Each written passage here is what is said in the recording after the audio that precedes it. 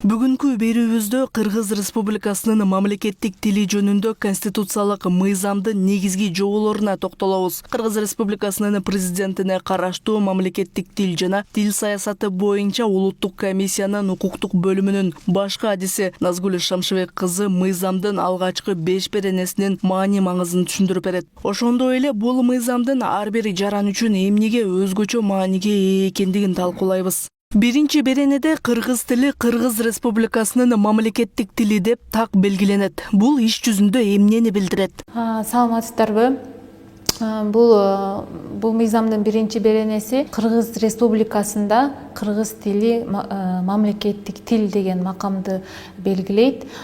Бул эмнени түшүндүрөт? Бул Кыргыз Республикасында бардык маданиятта, башкаруу бийлигинде, ошондой эле коомдук чөйрөдө, сотто бул мамлекеттик тили колдонулушу керек, мамлекеттик тилде иш жүргүзүлүшү керек дегенди билдирет. Ошондой эле кээ бир учурларда мамлекеттик тил менен катар расмий тил, орус тили дагы колдонулушу мүмкүн.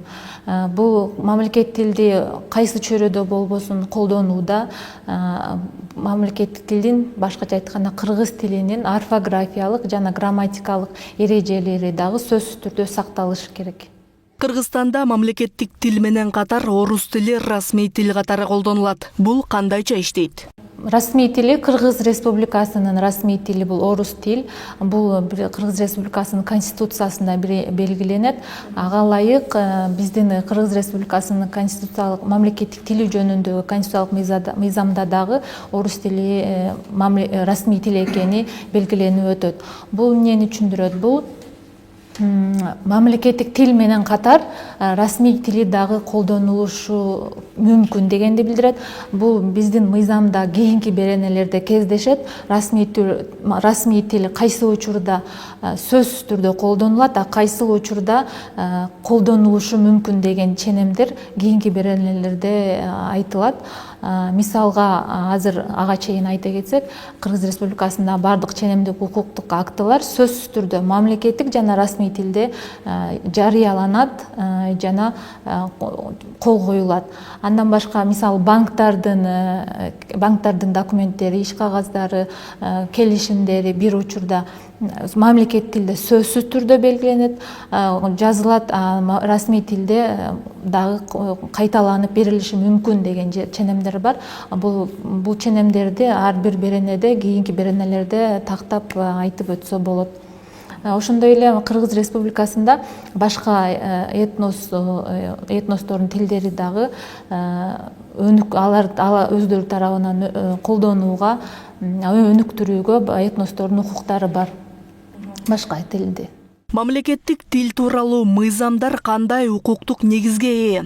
Алар кимге таасир этет жана эмне үчүн бул берененин мааниси чоң? Кыргыз Республикасында бардык кыргыз тилине байланышкан бардык мыйзамдар болобу, токтомдор болобу, жарлыктар болобу, деги эле бардык ченемдик укуктук актылар бул конституциянын негизинде түзүлөт. Башкача айтканда, конституцияда кандай принциптер болсо, ошолорго мамлекеттик тилдин ченемдери, талаптары дал келиши керек дегенди билдирет.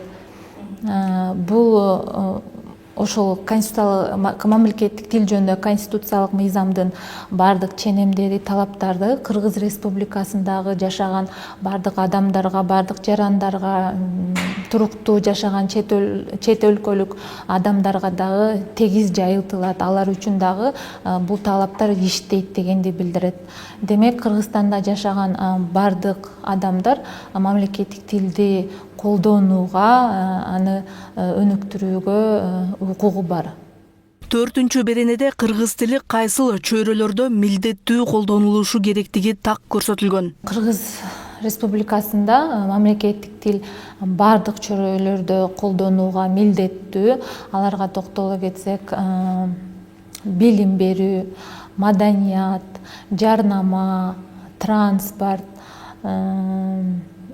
дагы жалпыга маалыматтарды камсыздоо чөйрөсүндө дагы, сот чөйрөсүндө, шайлоо, референдум баардык чөйрөдө мамлекеттик тилди сөзсүз түрдө колдонулушу керек жана мыйзамдын талаптары, ченемдери сакталышы керек. Эми 5-чи беренеге токтолсок, ар бир мамлекеттик органдын иш кагаздары кайсыл тилде жүргүзүлөт? 5-чи беренеге ылайык баардык мамлекеттик органдардын, жергиликтүү өз алдынча башкаруу органдарынын, мамлекеттик уюмдардын, мекемелердин жумуш тили бул мамлекеттик тил болуш керек. Алардын документтери сөзсүз түрдө мамлекеттик тилде болушу керек. Ошол эле учурда керектүү, эгер керек болсо, эгер ошого зарылчылык болсо, расмий тилде да кайталанылышы мүмкүн. Ошондой эле мамлекеттик эмес уюмдарда дагы мамлекеттик тилдин колдонулушу бул милдеттүү. Бүгүн биз мамлекеттик тил жөнүндө конституциялык мыйзамдын алгачкы 5 беренеси менен тааныштык. Кыргыз тили жөн гана символ эмес, бул өлкөнү бириктирүүчү курал. Кийинки чыгарылышта 6-10 беренелерге токтолуп, кыргыз тилинин билим берүүдө, илим чөйрөсүндө жана иш кагаздарын жүргүзүүдө кандайча колдонулары тууралуу сөз кылабыз. Тилибизди сактаганыбыз, элибизди сактаганыбыз.